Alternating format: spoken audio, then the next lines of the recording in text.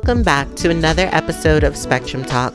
I'm Ruby Jones, and I'm excited to introduce you to my guest, the incredibly talented Mr. Thomas Evans.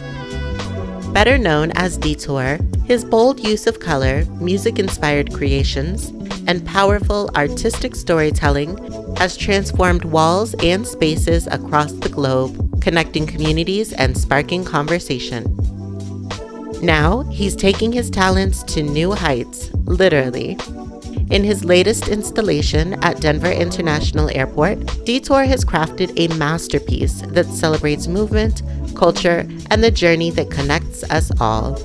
In this exclusive interview, Detour shares details about his life and the inspiration behind his latest work, along with the challenges of creating art on this scale and what it means to showcase his vision at one of the country's busiest travel hubs. Stay tuned as we dive into the creative mind of Thomas Detour Evans and explore his incredible new project. Shadow box prints, yes. Yeah. So that's exciting, but what is the official title for the installation? So it's called It's Not What You Take, It's What You Bring Back.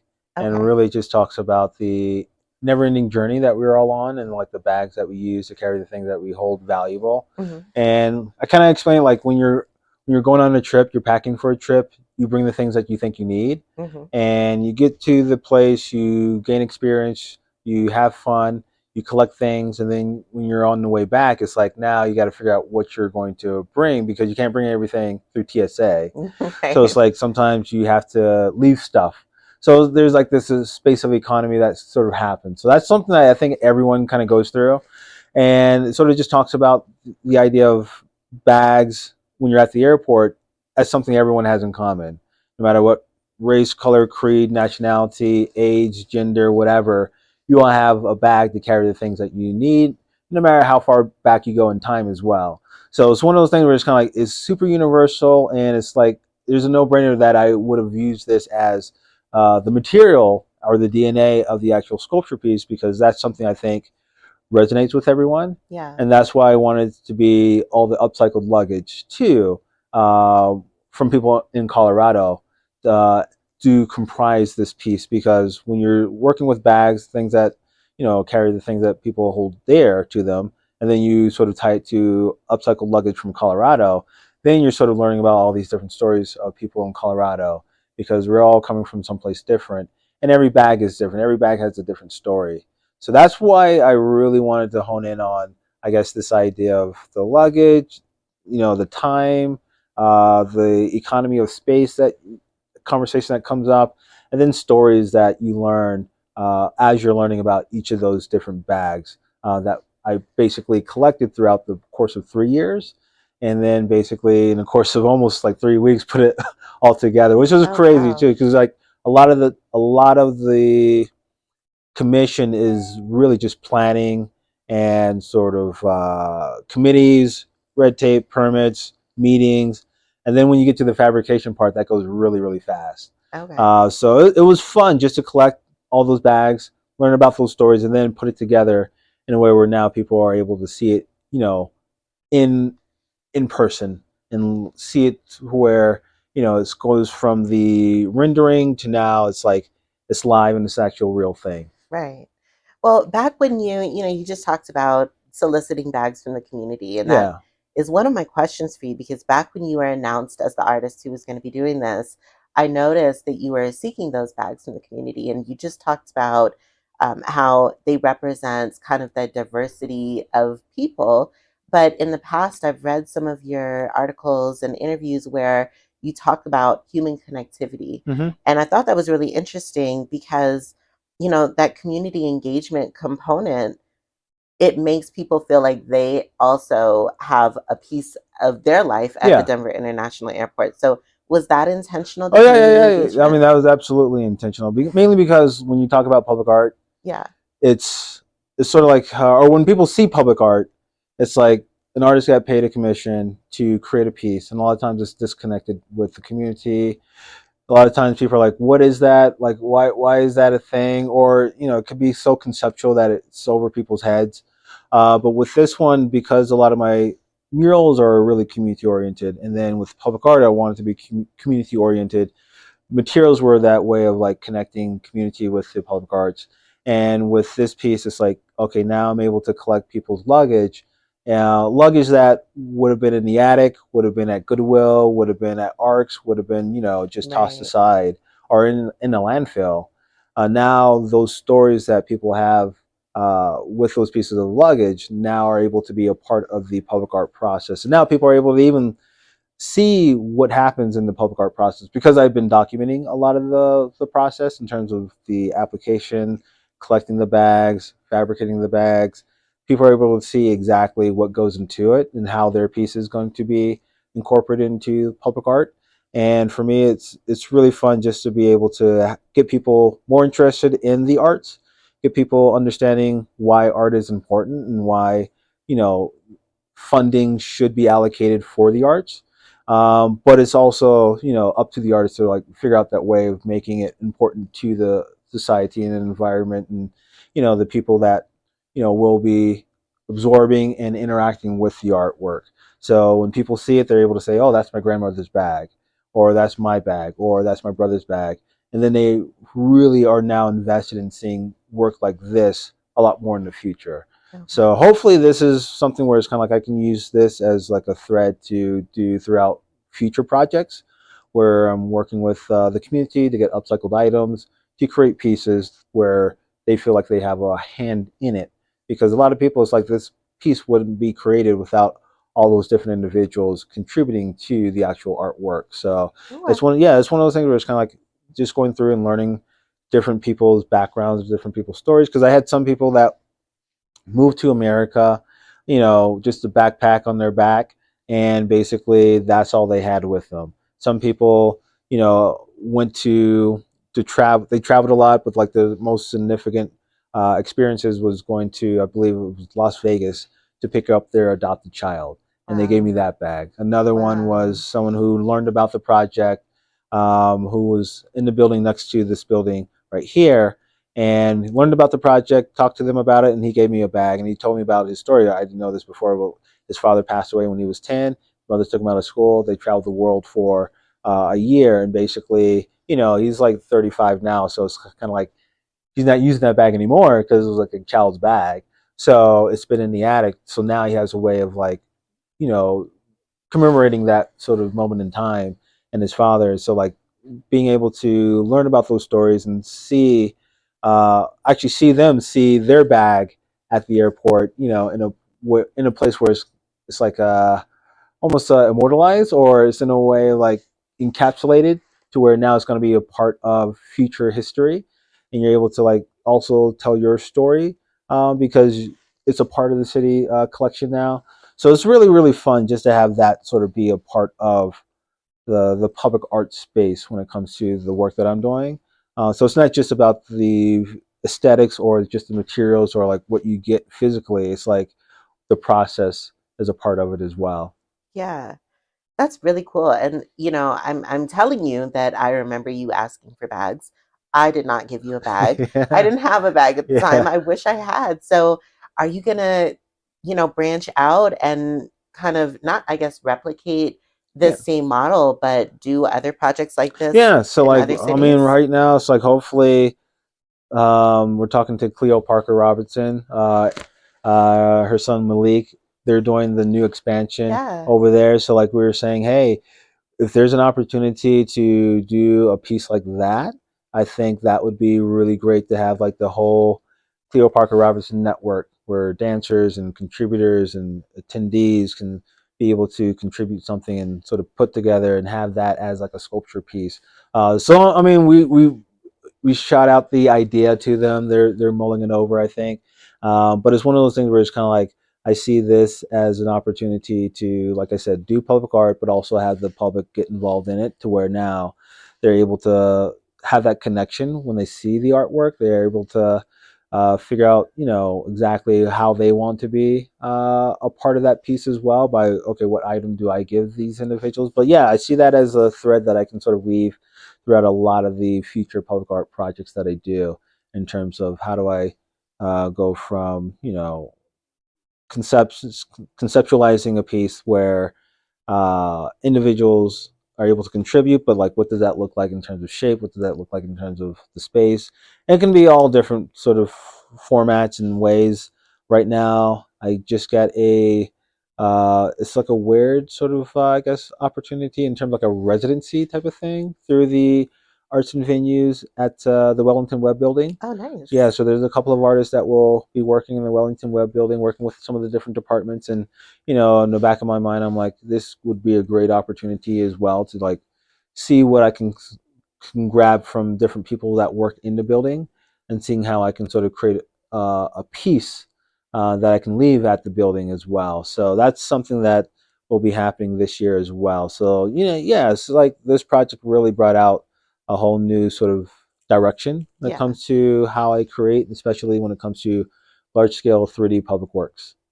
I really love that. And I look forward to seeing all these new works and all these buildings that are, significant to the city. That's really, really cool. Now, you said that you documented the process of putting this together. Are you going to use that for like a docu-series or a Uh, documentary? Well, I have no idea. I mean, we've gotten a lot of really good footage. Hmm. My friend Julian and Desiree Perret, they've been helping me film a lot of the fabrication, high quality 4K footage. So we have a lot of that, just stocked up. So it's kind of like, what do we do with it? And then next week, when I install, I'm going to get as much footage as possible. And then the unveiling happens on the 23rd. Try to get as much footage of that as possible. But really it's just for archiving purposes, but also for media like yourself is like if you guys need footage to actually talk about the story and to share, it's like there's a folder full of just images. Because at the time when artists do work, they don't realize like most of the battle is like the business side of it, the marketing side Right. of it, the how do you get the word out, the awareness side of it. So I try to do a lot when it comes to that part, so it's easy for people to discover the work and appreciate the work. But yeah, I mean, I've been sort of filming everything. Well, cool. I would Yeah, love to see a documentary come out of that, yeah, and the airport piece, but then all the work that you do in Denver. It could be yeah. like Detour Takes Denver. It'd be cool. It'd be great on Netflix. Now, okay, so it's not what you take with you, but what you bring back. Hmm. That's the title, right? Hmm. So, what's the most meaningful thing you've brought back with you from a travel experience? Um, I'd say my trip to Tanzania in Mm, 2014. I brought back a walking stick. mm. I don't know how I got it through customs because it was like when I went to Tanzania, I did some volunteer work for like 7 months. So I was out there living in the village called Arkeswa, and just like working at a school and predominantly Maasai, the community out there. So a lot of the kids were super traditional, raised cattle and goats, and then grew beans and maize, and then they had the walking sticks. So like when I was there, they were teaching me like the tree to go to, how to like cut it down, how to actually prepare it and everything. So that was like a really eye-opening experience for me, and that's one of the things that I brought back with me when I came back to the States. Wow. And yeah, it was like from graduating college to trying to join the military, but it didn't happen. To like trying to figure out what I wanted to do after that. It was like, okay, let me take this trip to Tanzania, and then that was like, okay, now let me be a full time artist. So it was like an eye opening experience. So that time for me was super super significant. And I left a lot of stuff there as Mm, well. wow.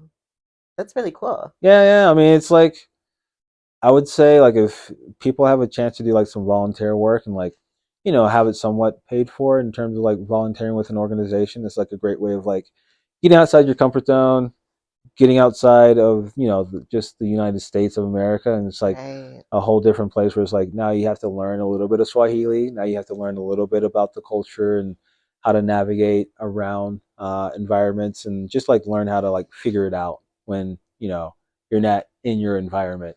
So for Yeah. me, it was like a good learning experience, and I grew a lot from there. And it's like it will teach you like what's important to you as well. Like when you come back, it's like what do you really what were you thinking about doing while you're over there all day? And for me, it was I did the LSATs. thinking I was going to be a lawyer. Oh, Well, yeah, but cool. then when I was there, I was like, I don't want to be a lawyer. I was like, what? Why do I want to do that?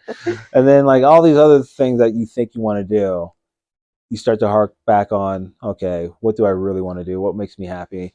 And the arts was like the one thing I was kind of like, no matter what I was doing, it's like I always went back to just drawing and Mm. creating stuff and being, just like expressive. So like that's what I wanted to do when I came back. And luckily, Denver was growing at that time. New buildings, new companies, new white walls, and it just gave the opportunity for me to actually be a full-time artist because there was opportunities everywhere. So for me, I got super lucky because like found my calling at the right time, and there was opportunities for me to get enough projects to allow me to survive being an artist. That sounds very serendipitous. And I love travel because it really broadens your horizons. And it Hmm. sounds like that's exactly what happened with you. But for me, I don't know about you, but every time I travel somewhere, I'm like, I'm staying here. Yeah. And I start trying to find like, where can I live? Where can I Yeah. work? What can I do?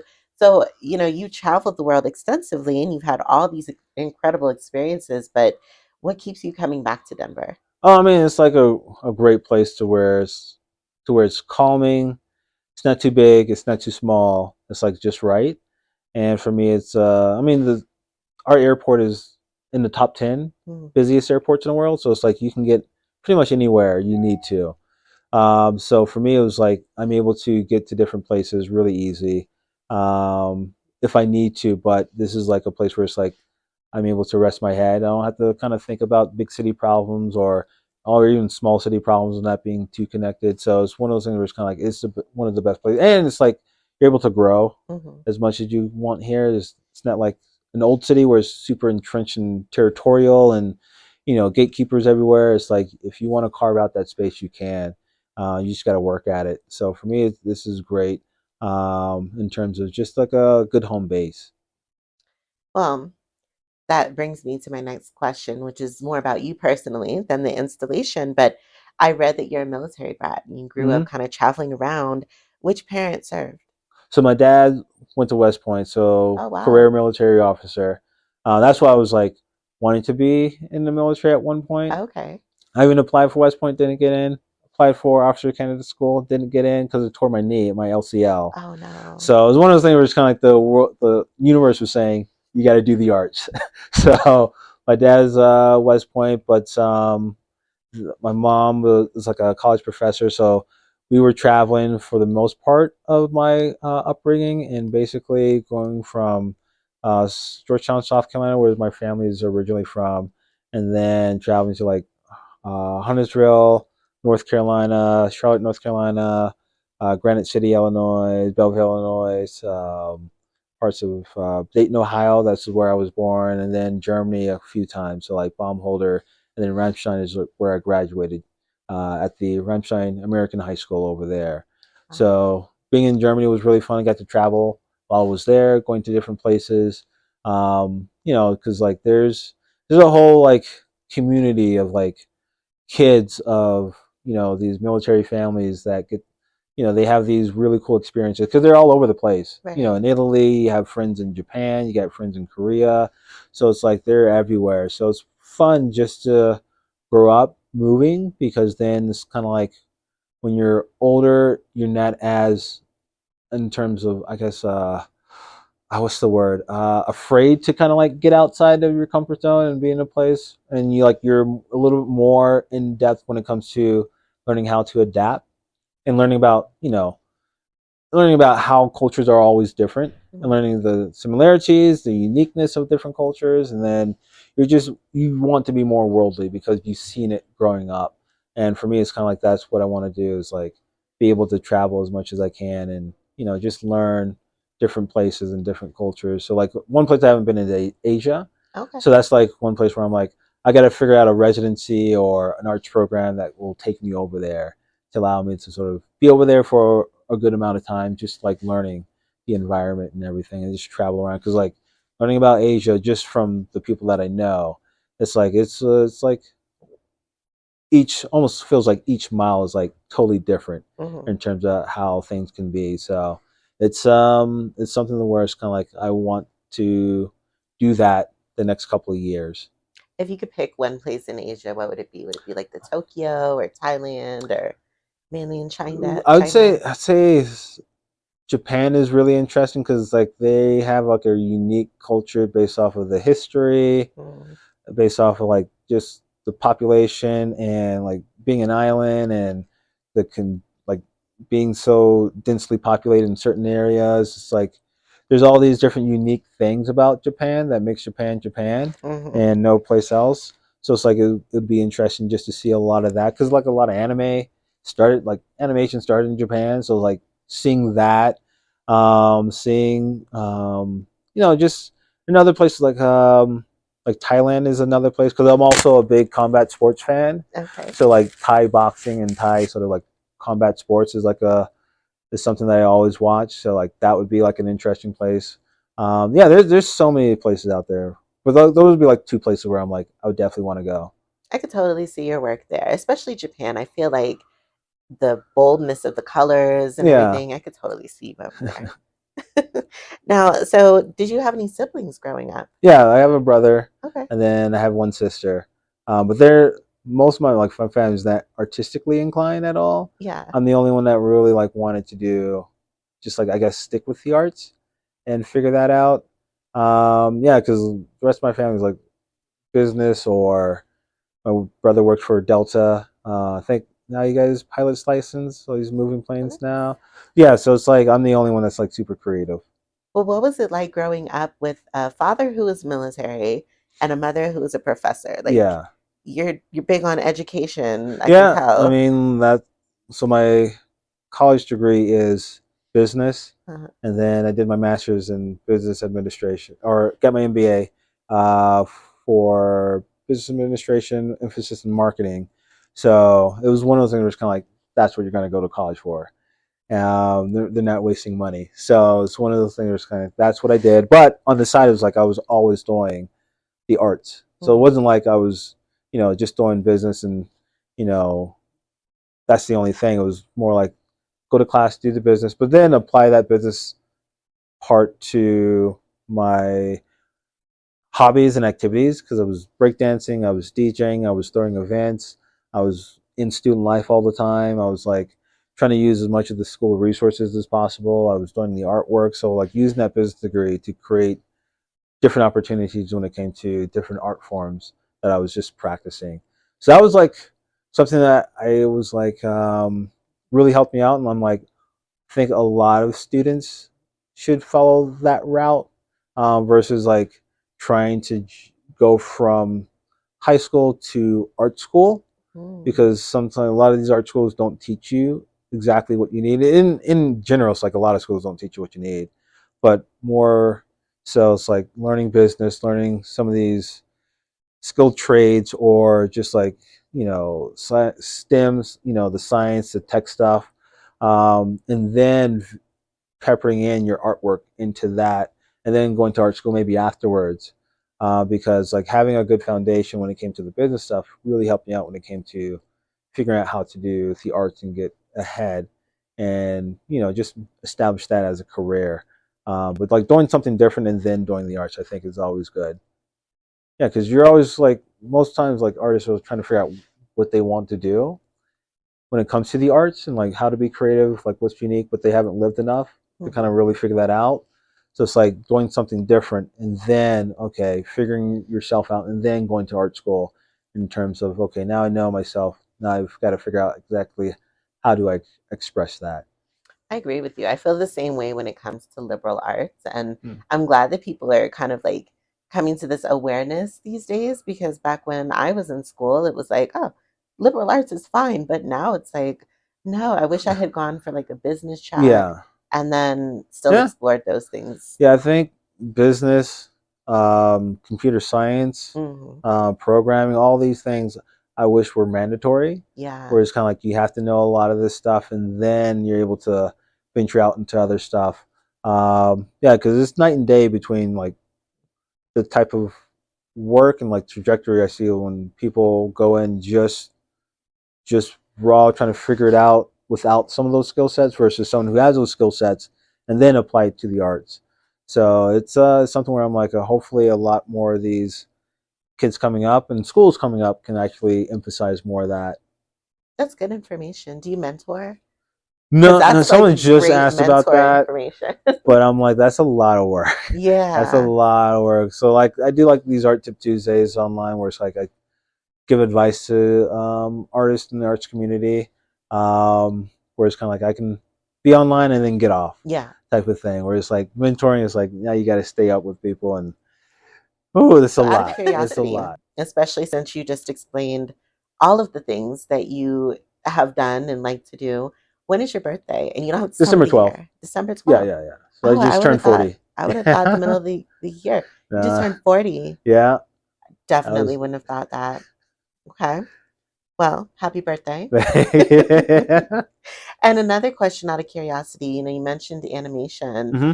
Do you have any interest in creating any kind of animation with your art or No, illustrating? I wouldn't say animation. Like I've been in like interested in like a filming a pilot of Hmm. like a comedy show or something to do with film and television. Okay. Cause I really like that. I used to do some improv in college and actually in high school too, and then did like maybe a year stand up, which was like super interesting. But it was like more. It's like it was great because you learn how to communicate with people. You Mm, learn, how to do public speaking and how to form an idea, communicate that idea, adjust on the fly. So that would be something that I would probably want to get into in the future. But that's like a whole nother art form in itself, where it's kind of like you got to be dedicated to right. do it. But it's like those. That's something where it's kind of like I can have fun with. Yeah. I like that. I could see you as a stand-up comic. Was it during the age of like cameras and cell phones? Is there footage of it? No, this Oh was man. like. I mean, this is probably 2000,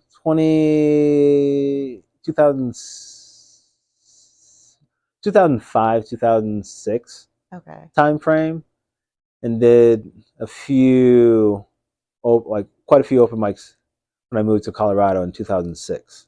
Because I moved here from uh, Granite City or Belleville, Illinois, and that's when I was doing some stand up over there. Moved over here, did like half a year. This was like when Josh Blue was winning Last Comic Standing. I was big into that as well. So it was like Yeah. it was a fun little time for me. But then it was kind of like you can't give your time to so many different things because you're going to spread yourself thin. So I had to make a decision, like, school and this other stuff was like more important. So kind of left that behind. But it's like I'm a big comedy fan when it comes to like comedy specials and stuff like that.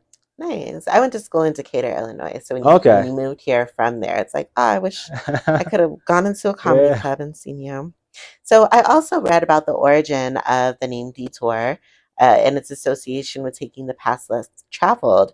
So through your artistic journey and I guess also your life, how has that worked to your advantage? Good. I mean, like every artist wants to be different. So for me, it's kind of like whatever I do, it's like, okay, how can I be a little bit different or try to do something that's not what everyone else has done. Sometimes it's kind of like when I get an idea and then all of a sudden I see someone else doing it, I'm like, I got to throw this whole thing away. Yeah. So it's one of those things where it's kind of like, I always try to like detour to something different. And that's sort of like how you challenge yourself.